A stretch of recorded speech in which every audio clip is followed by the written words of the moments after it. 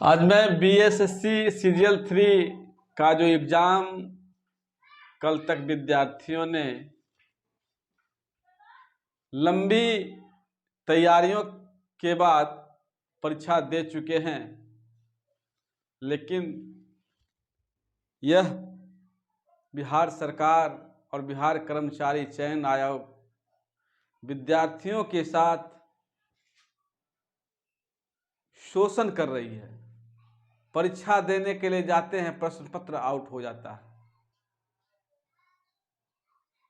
प्रश्न पत्र आउट होना भ्रष्टाचार को निर्देशित कर रहा है कि भ्रष्टाचार में डूबा हुआ है। हर आदमी पैसा के पीछे है, हर आदमी अपना नाम के पीछे है, नाम गलत तरीके से पाने के पीछे है। एक कहावत है,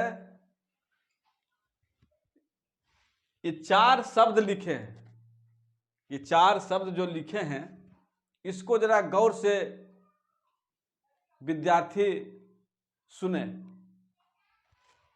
ये तहजीब है, फरमान है, दाम है और ईमान है।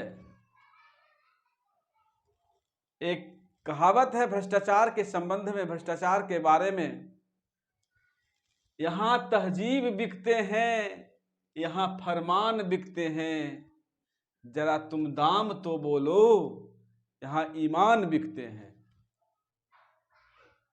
जिस सरकार की मंशा, एजेंसी जो है बिहार कर्मचारी चयन आयोग के अध्यक्ष और सचिव की मंशा इसी चारों शब्द को चरितार्थ कर रहा है, लेकिन फिर भी हमारे विद्यार्थी में इतना जुनून है, बिहार के विद्यार्थियों में इतना जुनून है कि भ्रष्टाचार चाहे कितना हो, चरम पर क्यों न हो, मेहनत हमारा उस पर भारी होगा। इसलिए इसको हम मिटा देंगे, इस चारों शब्द को मिटा देंगे और ईमान को बना देंगे। आइए, आप लोगों ने जो परीक्षा दिए हैं उस परीक्षा के संदर्भ में आपका मेहनत कितना हो प्रश्न पत्र आउट हुआ है, लेकिन जो लेबोरियस मेहनती हैं वे इसमें भी रंग ला देंगे। तो इसका कट ऑफ के बारे में मैं आप लोगों को यहां एक जारी किया हूं। सीजीएल 3 कट ऑफ 150 जो क्वेश्चंस हैं, उस 150 क्वेश्चन में क्वेश्चन सामान्य स्तर के थे और इसका कट ऑफ जो है अच्छा ऊपर रहेगा कट ऑफ, इसलिए कि संख्या कम है और पद के अनुकूल आवेदक की संख्या, परीक्षार्थी की संख्या कई गुना ज्यादा है। 2187 पोस्ट था, 9 लाख विद्यार्थी परीक्षा दिया। 21/5 से यानी 2000 सीट पर, 2100 सीट पर 1 लाख की विद्यार्थी को अगर काउंटिंग किया जाए तो लगभग 4.8% होते हैं, तो 9 लाख है। 9 लाख मतलब क्या हुआ? 36%। उस परसेंटेज को जो प्रश्न दिए हैं उस प्रश्न में आप यहां देखें, 150 क्वेश्चन का परीक्षा था, तो 150 क्वेश्चन में जो विद्यार्थी 128 प्लस क्वेश्चन सही करेंगे, 128 प्लस जनरल में, उन्हीं का रिजल्ट पीटी के लिए चयनित होंगे। और उसी जनरल महिला के लिए 125 अंक लाना अनिवार्य है। अगर आपका 125 क्वेश्चन सही होगा तो आपका इसमें पीटी में आप आ जाइएगा। उसके बाद है ईबीसी, अत्यंत पिछड़ा वर्ग है, इससे इसको 8 अंक कम रखा गया है और महिला भी 120 अंक। इस कैटेगरी में पुरुष और महिला शिक्षा में कम नहीं है, इसलिए इसको 120 और 120 रखा गया है। बीसी में 126 है और इसमें महिला 118 अंक लाएंगे तो उनका रिजल्ट क्लियर होगा। एससी में 100 प्लस पुरुष के लिए है, मेल के लिए है, और एससी में फीमेल के लिए 95 है। उसी तरह से एसटी में 105 प्लस और 100 अंक जो है फीमेल के लिए। इस तरह से मैंने आप लोगों को कठिन, क्लिष्ट, हार्ड कट ऑफ जारी किए हैं। जो इतना कट ऑफ को छू रहे हैं उनका रिजल्ट श्योर एंड सर्टेन होगा। लेकिन अगर कोई जनरल विद्यार्थी हैं और 100 और 110 क्वेश्चन बना के आए हैं, उनका नहीं होगा,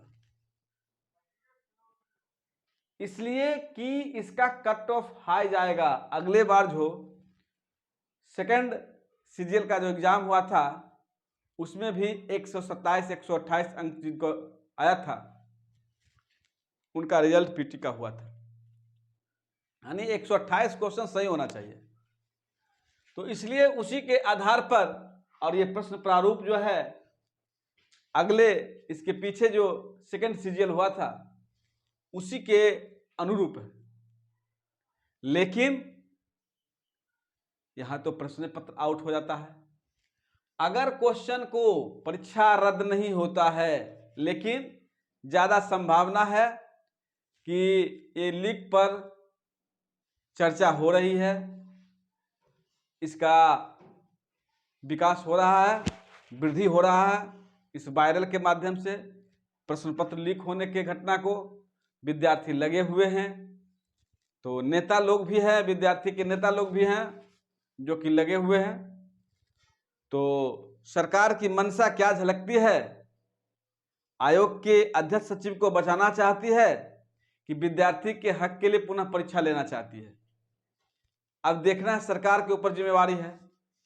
तो इस तरह से हमने अपना अनुभव को आप लोगों के बीच मैंने साझा किया। अब इसको फिर जाते जाते देख लीजिए, ये जो है यहाँ तहजीब बिकते हैं, यहाँ फरमान बिकते हैं, जरा तुम दाम तो लगाओ, यहाँ ईमान बिकते हैं। ये चरितार्थ जो है हर भ्रष्टाचार को इसमें डूबा हुआ है।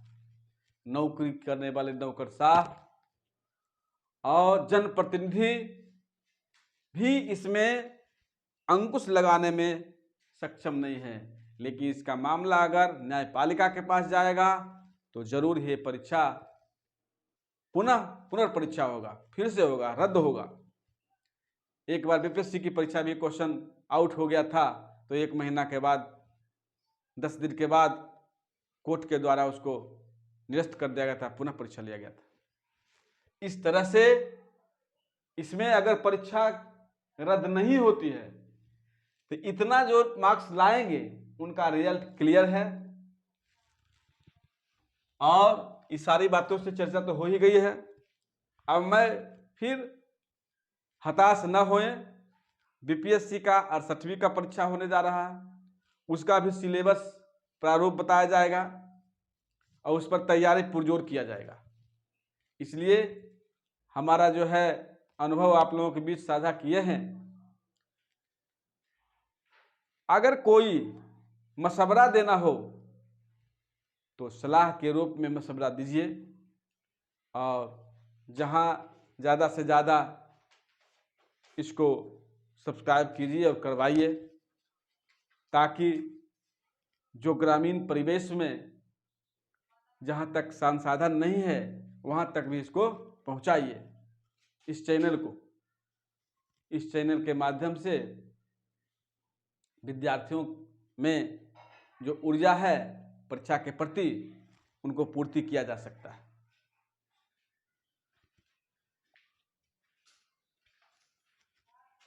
लेकिन करना है।